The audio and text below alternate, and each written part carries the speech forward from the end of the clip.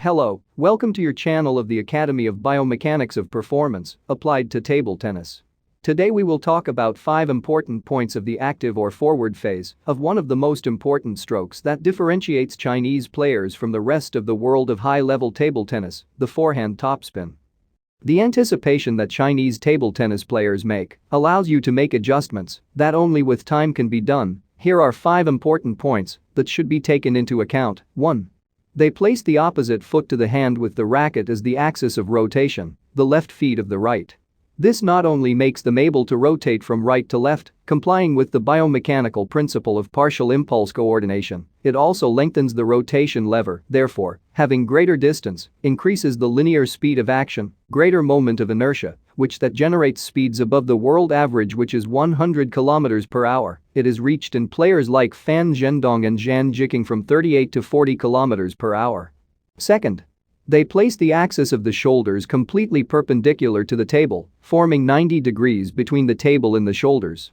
Due to the knowledge of the biomechanics of movement and the science applied to sport, the Chinese training system determines that the forehand topspin is a rotational blow, which must be performed in the transverse plane viewed from above. Therefore, it works with trigonometry applied, making use of the morphofunctional characteristics of the human body, using the optimum in each position to guarantee greater and better results, placing the shoulders perpendicular to the table, not only moving the racket away from the point of impact, increasing the acceleration distance of the blow, complying with the principle of the optimal course of acceleration, which states that any body movement with which it is intended to achieve a high final speed must take advantage of the optimal length of the acceleration path, which will depend on the magnitude of the braking impulse in relation to the acceleration impulse, also guarantees an optimal angular velocity in the action for each teeny. This is a table that hits.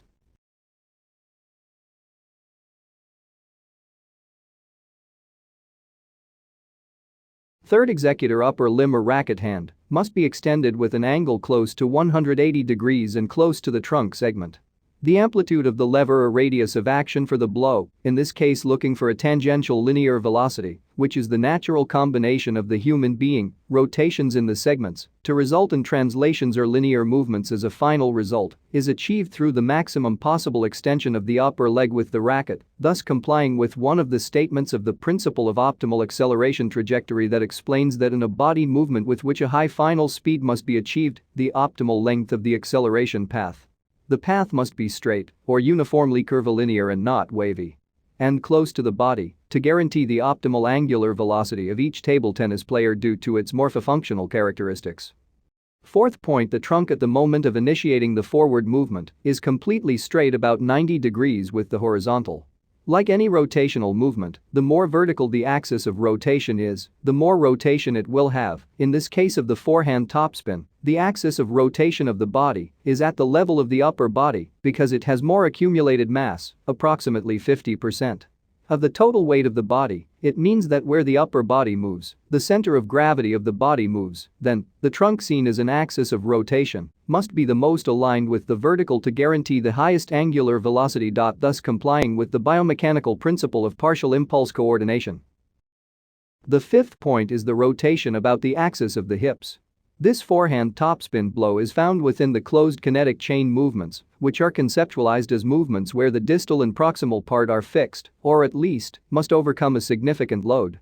Therefore, by having the distal and proximal end fixed, the movement of a joint requires the intervention of other joints in the kinetic chain, so that both ends, distal and proximal, receive torque at the same time. Motivated by this, an axis of rotation must be sought that adds the free limb, in this case to the hand with the racket. When placing the pivot on the left foot in Chinese table tennis players, they make the left hip look like initial rotation axis to add to the movement of the blow that also makes the radius greater, but for this the movements must be synchronized so that each segment involved reaches its maximum angular velocity at the same time, as established by the coordination of paraxial impulses. Thank you very much for viewing your channel. Do not forget to subscribe and give the bell to see the videos that we are placing. Blessings of the Lord Jesus Christ.